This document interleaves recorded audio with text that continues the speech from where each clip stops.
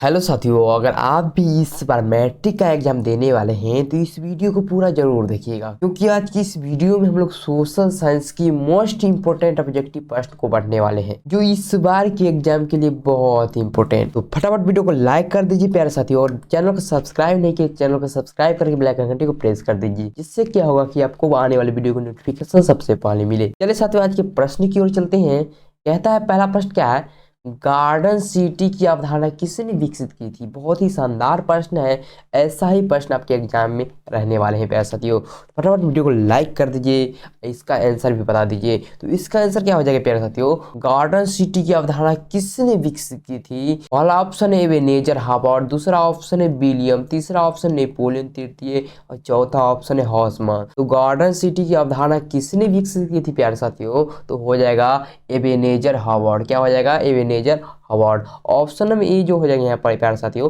Right answer हो जाएगा। आप लोग को याद कर लेना है, बहुत ही इंपॉर्टेंट क्वेश्चन है प्यारे साथियों। चलते हैं अगले प्रश्न की ओर। अगला प्रश्न कहता है, प्यारे साथियों गुटेनबर्ग का जन्म किस देश में हुआ था। पहला ऑप्शन है अमेरिका, जर्मनी, जापान, इंग्लैंड। तो गुटेनबर्ग का जन्म किस देश में हुआ था प्यारे साथियों, जर्मनी में हुआ था। किस देश में हुआ था प्यारे साथियों, जर्मनी में हुआ था। ऑप्शन में बी जो हो जाएंगे आपके प्यारे साथियों राइट आंसर हो जाएगा। बढ़ते हैं प्यारे साथियों अगले प्रश्न की ओर। अगला प्रश्न कहता है, प्यारे साथियों भारतीय राष्ट्रीय कांग्रेस के पहले अध्यक्ष कौन थे।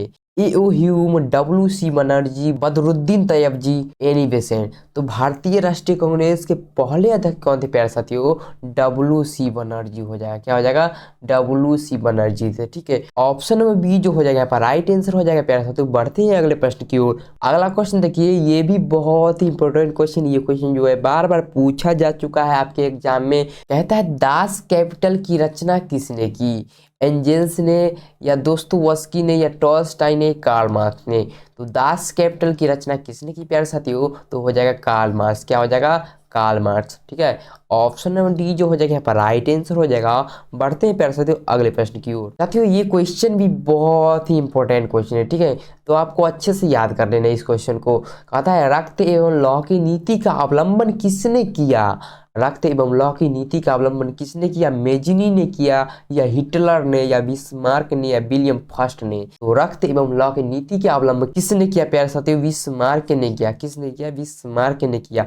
ऑप्शन नंबर सी यहाँ पर राइट आंसर हो जाएगा प्यारे साथियों, आप लोग को याद कर लेना है। ठीक है, बढ़ते हैं अगले प्रश्न की ओर। अगला प्रश्न कहता है, प्यारे साथियों बहुत इंपॉर्टेंट क्वेश्चन आपके सामने आ चुका है। कहता है, गैरीबाल्डी पेशे से क्या था, सिपाही, किसान, जमींदार, नाविक। तो गैरीबाल्डी जो था पेशे से नाविक था। क्या था, नाविक था। ऑप्शन नंबर डी जो हो जाएगा यहाँ पर राइट आंसर हो जाएगा प्यारे साथियों। 7वां नंबर क्वेश्चन देखिएगा। कहता है, रूस में कृषक दास प्रथा का अंत कब हुआ। 1861 ईस्वी, 1862 ईस्वी, 1863 ईस्वी, 1864 ईस्वी। तो रूस में कृषक दास प्रथा का अंत कब हुआ प्यारे साथियों, 1861 ईस्वी में हुआ। ठीक है, तो कृषक दास प्रथा का अंत कब हुआ प्यारे साथियों, 1861 ईस्वी में। ठीक है, आप लोग को याद कर लेना है। ऑप्शन में ए जो हो जाएगा यहाँ पर राइट आंसर हो जाएगा प्यारे साथियों। बढ़ते हैं अगले प्रश्न की ओर। अगला प्रश्न कहता है, बहुत ही इंपॉर्टेंट क्वेश्चन आपके सामने आ चुका है। 8 नंबर क्वेश्चन जो है बहुत इंपॉर्टेंट क्वेश्चन है। कहता है, the history of the loss of Vietnam किसने लिखा।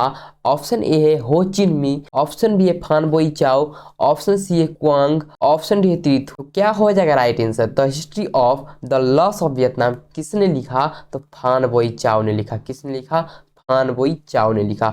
ऑप्शन में बी जो हो जाएगा राइट आंसर हो जाएगा, आप लोग को याद कर लेना है। अगला प्रश्न कहता है, पूर्ण स्वराज्य की मांग का प्रस्ताव कांग्रेस की किस वार्षिक अधिवेशन में पारित हुआ। ऑप्शन ए है 1929 ईस्वी लाहौर, ऑप्शन बी है 1931 ईस्वी कराची, ऑप्शन सी 1933 ईस्वी कोलकाता, ऑप्शन डी 1937 ईस्वी बेलगांव। तो पूर्ण स्वराज्य की मांग की प्रस्तावना जो है कांग्रेस की किस अधिवेशन में जो है पारित हुआ, तो 1929 ईस्वी लाहौर में हो जाएगा। ठीक है, 1929 ईस्वी लाहौर में पारित हुआ था। ठीक है, ऑप्शन नंबर ए जो हो जाएगा प्यारे साथियों यहाँ पर राइट आंसर हो जाएगा, आप लोग को याद कर लेना है। ठीक है, बढ़ते हैं प्यारे साथियों अगले प्रश्न की ओर। अगला प्रश्न कहता है, बहुत ही शानदार प्रश्न आपके सामने आ चुका है। कहता है, AITUC क्या, AITUC का प्रथम अध्यक्ष किसे बनाया गया। मोतीलाल नेहरू, लाला लाजपत राय, ऑप्शन सी है महात्मा गांधी, ऑप्शन डी है चित्तरंजन दास। क्या हो जाएगा प्यारे साथियों, AITUC का प्रथम अध्यक्ष किसे बनाया गया, तो लाला लाजपत राय को बनाया गया। किसे बनाया गया, लाला लाजपत राय को बनाया गया। ऑप्शन में बी जो हो जाएगा यहाँ पर राइट आंसर हो जाएगा। चलिए बढ़ते हैं अगले प्रश्न की ओर। अगला प्रश्न क्या कहता है, बहुत ही इंपॉर्टेंट क्वेश्चन है। कहता है 1905 में बंगाल का विभाजन किसने किया था? लिटिन ने, रिपन ने, कर्जन ने, इरविन ने। तो 1905 में बंगाल का विभाजन किसने किया था? कर्जन ने किया था, कर्जन ने किया था। ठीक है, अगर कहेगा बंगाल का विभाजन कब हुआ तो 1905 में हुआ था। कब हुआ? 1905 में हुआ था। ठीक है, दो क्वेश्चन बन गए यहाँ से, आपको ध्यान रखना है। बंगाल का विभाजन कब हुआ था? 1905 में हुआ था। और किसने किया था? तो कर्जन ने किया था। ठीक है, तो इस प्रश्न का राइट आंसर क्या हो जाएगा? सी हो जाएगा। ठीक है, बढ़ते हैं अगले प्रश्न की ओर। अगला प्रश्न कहता है पैसा 10 घंटे का आंदोलन कहाँ चला? इंग्लैंड में या जर्मनी में या भारत में या जापान में? तो 10 घंटे का आंदोलन कहाँ चला प्यारे साथियों? इंग्लैंड में चला। कहाँ चला? इंग्लैंड में चला। ऑप्शन में ए जो हो जाएगा यहाँ पर राइट आंसर हो जाएगा। आप लोग को याद कर लेना। ठीक है, बढ़ते हैं प्यारे साथियों अगले प्रश्न की ओर। बहुत ही इंपॉर्टेंट क्वेश्चन आपके सामने प्रस्तुत हो गया है। कहता है सीधी लकीरों का अतिला के रूप में किसका चित्रण किया गया? रेमंड अनविन का या एबेनेजर हावर्ड का या बैरन हॉसमान का या विलियम हार्नबी का? तो सीधी लकीरों का अतिला के रूप में किसका चित्रण किया गया है प्यारे साथियों? बैरन हॉसमान का किया गया है। किसका चित्रण किया गया है? बैरन हॉसमान का किया गया है। ऑप्शन में सी जो हो जाएगा यहाँ पर राइट आंसर हो जाएगा। ठीक है, बढ़ते हैं प्यारे साथियों अगले प्रश्न की ओर। अगला प्रश्न जो है प्यारे साथियों बहुत ही शानदार प्रश्न है और इम्पोर्टेंट भी है इस बार के एग्जाम के लिए। ठीक है, इम्पोर्टेंट भी है। तो कहता है पश्मीना ऊन किस जानवर के रोए से बनाया जाता है? भेड़ के रोए से या बकरी के रोए से या शेर के रोए से या भालू के रोए से? तो पश्मीना ऊन जो होता है प्यारे साथियों, पश्मीना ऊन बकरी के रोए से बनाया जाता है। किसके रोए से बनाया जाता है? बकरी के रोए से बनाया जाता है। ऑप्शन में बी जो हो जाएगा यहाँ पर बिल्कुल राइट आंसर हो जाएगा। आप लोग को याद कर लेना है। ठीक है, बकरी के रोए से पश्मीना ऊन बनाया जाता है। अगला प्रश्न देखिएगा, बहुत ही शानदार प्रश्न है प्यारे साथियों। कहता है कांडला पतन किस राज्य में बनाया गया? पश्चिम बंगाल, महाराष्ट्र, गुजरात, गोवा। तो कांडला पतन जो है प्यारे साथियों, तो कांडला पतन किस राज्य में बनाया गया? तो गुजरात में बनाया गया। किस राज्य में बनाया गया? तो गुजरात में बनाया गया। ऑप्शन में सी जो हो जाएगा यहाँ पर बिल्कुल राइट आंसर हो जाएगा। आप लोग को याद कर लेना है। चलिए साथियों अगले प्रश्न की ओर चलते हैं जो कि बहुत इंपॉर्टेंट क्वेश्चन है प्यारे साथियों। कहता बिहार में रेलवे का एकमात्र मुख्यालय कहाँ है? पटना में या हाजीपुर में या सोनपुर में या समस्तीपुर में? तो बिहार में रेलवे का एकमात्र मुख्यालय कहाँ है प्यारे साथियों? हाजीपुर में है। कहाँ पे है? हाजीपुर में है। ऑप्शन में बी जो हो जाएगा यहाँ पर राइट आंसर हो जाएगा। आप लोग को याद कर लेना है। चलते हैं अगले प्रश्न की ओर। कहता है भारत में दल बदल कानून किस वर्ष लागू हुआ?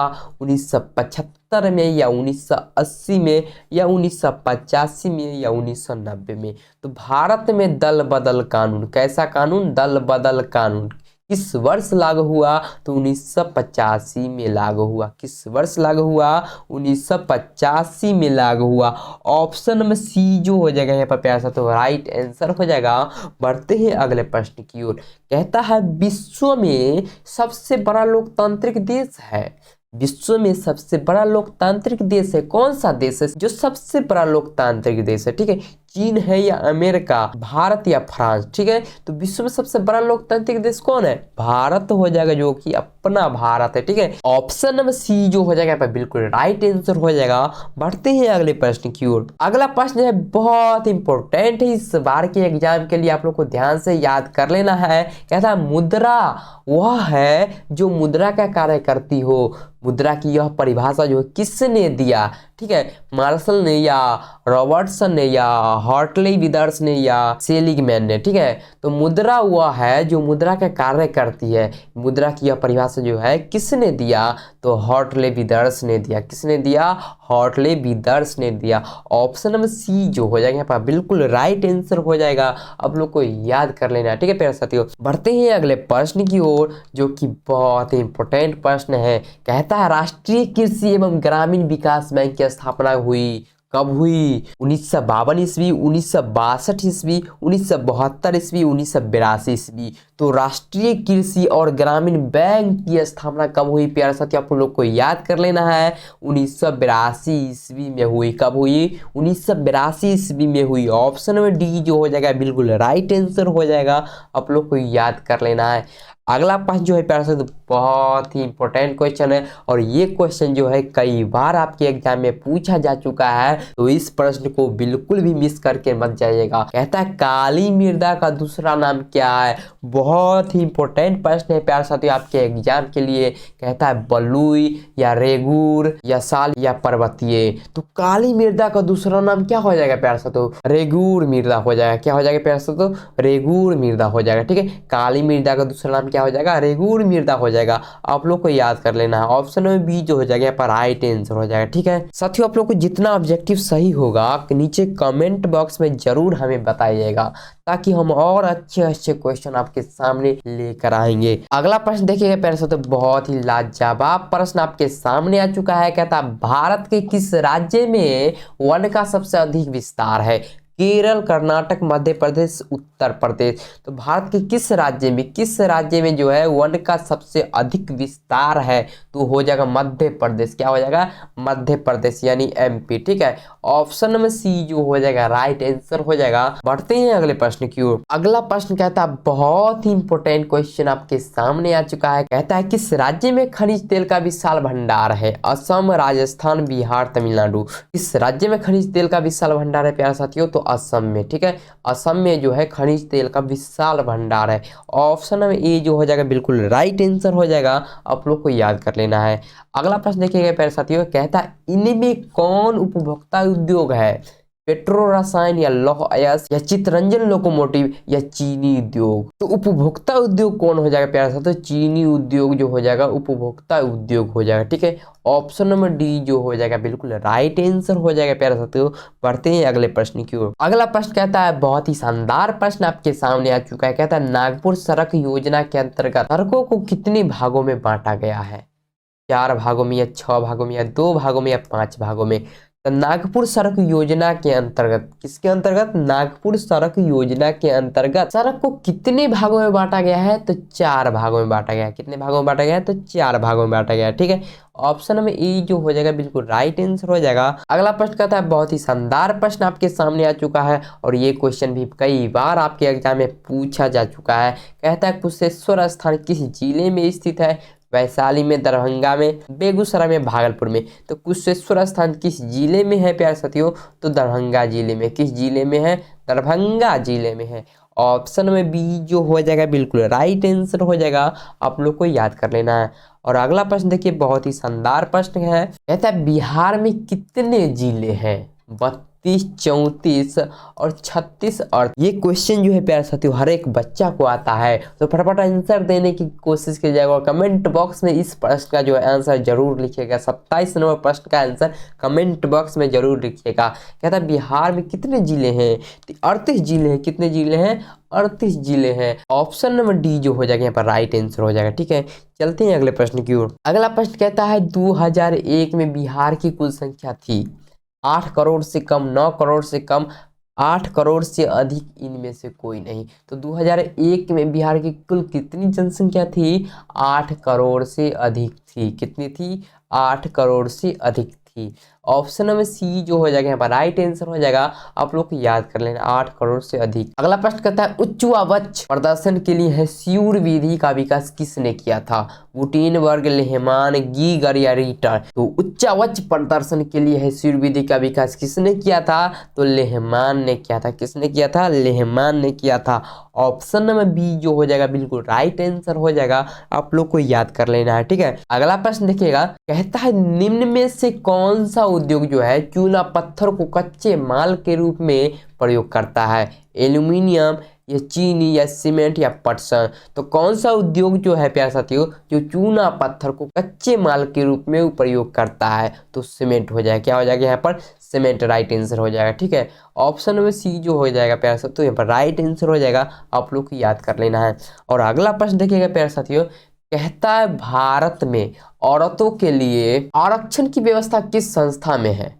लोकसभा में या विधानसभा में, मंत्रिमंडल या पंचायती राज व्यवस्था। तो भारत में औरतों के लिए आरक्षण की व्यवस्था किस संस्था में है? पंचायती राज व्यवस्था में, ठीक है, पंचायती राज व्यवस्था में है। ऑप्शन में डी जो हो जाएगा बिल्कुल राइट आंसर हो जाएगा, आप लोग को याद कर लेना है, ठीक है। अगला प्रश्न देखिएगा प्यारे साथियों, बहुत ही इंपॉर्टेंट क्वेश्चन है प्यारे साथियों, और आपके एग्जाम में कई बार पूछा जा चुका है। कहता है लोकसभा में निर्वाचन हेतु कुल सीटों की संख्या है 542, 544, 543, 545। तो लोकसभा में निर्वाचन हेतु कुल सीटों की संख्या कितनी है? 543 है। कितनी है? 543 है। ऑप्शन में सी जो हो जाएगा बिल्कुल राइट आंसर हो जाएगा। चलिए बढ़ते हैं अगले प्रश्न की ओर। अगला प्रश्न कहता है निम्नलिखित में कौन भारतीय किसान यूनियन के नेता थे? ऑप्शन है मोरारजी देसाई, ऑप्शन बी है जयप्रकाश नारायण, ऑप्शन सी है महेंद्र सिंह टिकैत और ऑप्शन डी है चौधरी चरण सिंह। तो क्या हो जाएगा राइट आंसर प्यारे साथियों? भारतीय किसान यूनियन के नेता कौन थे? तो महेंद्र सिंह टिकैत। क्या हो जाएगा? Mahendra Singh Tikait. Option number C जो हो जाएगा बिल्कुल राइट आंसर हो जाएगा, आप लोग को याद कर लेना है। अगला प्रश्न कहता है प्यारे साथियों राजनीतिक दलों की नींव सर्वप्रथम किस देश में पड़ी? ब्रिटेन में, भारत में, फ्रांस में, यूएस में। तो राजनीतिक दलों की नींव जो है सर्वप्रथम प्यारे साथियों ब्रिटेन में पड़ी। किस देश में पड़ी? तो ब्रिटेन में पड़ी। तो आप लोग को याद कर लेना है ब्रिटेन में, ठीक है, ब्रिटेन में। ऑप्शन नंबर ई जो हो जाएगा बिल्कुल राइट आंसर हो जाएगा। चलिए बढ़ते हैं अगले प्रश्न की ओर। अगला प्रश्न कहता है बहुत ही शानदार प्रश्न है प्यारे साथियों, कहता है किसके फैसलों में व्यक्तिगत पूर्वाग्रहों की अधिकता रहती है?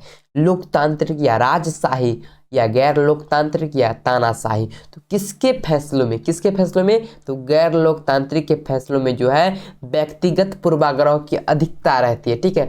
ऑप्शन में सी जो है यहाँ पर बिल्कुल राइट आंसर है, ठीक है। बढ़ते हैं प्यारे साथियों अगले प्रश्न की ओर। अगला प्रश्न कहता है भारत में सर्वोच्च न्यायालय के मुख्य न्यायाधीश की नियुक्ति कौन करता है? प्रधानमंत्री करता है या राष्ट्रपति करता है या संसद करता है या उपराष्ट्रपति करता है? तो भारत में सर्वोच्च न्यायालय, कौन सा न्यायालय? सर्वोच्च न्यायालय के मुख्य न्यायाधीश नियुक्ति कौन करता है? तो राष्ट्रपति करता है। कौन करता है? राष्ट्रपति करता है। ऑप्शन में बी जो हो जाएगा प्यारे साथियों यहाँ पर बिल्कुल राइट आंसर हो जाएगा, आप लोग को याद कर लेना है। और अगला प्रश्न कहता है प्यारे साथियों एशिया का पहला निर्यात संवर्धन क्षेत्र कहाँ स्थापित किया गया? भारत में, श्रीलंका में, बांग्लादेश, नेपाल में। तो एशिया का पहला कहाँ का? एशिया का पहला संवर्धन क्षेत्र कहाँ स्थापित किया गया? तो भारत में किया गया। कहाँ स्थापित किया गया? भारत में किया गया।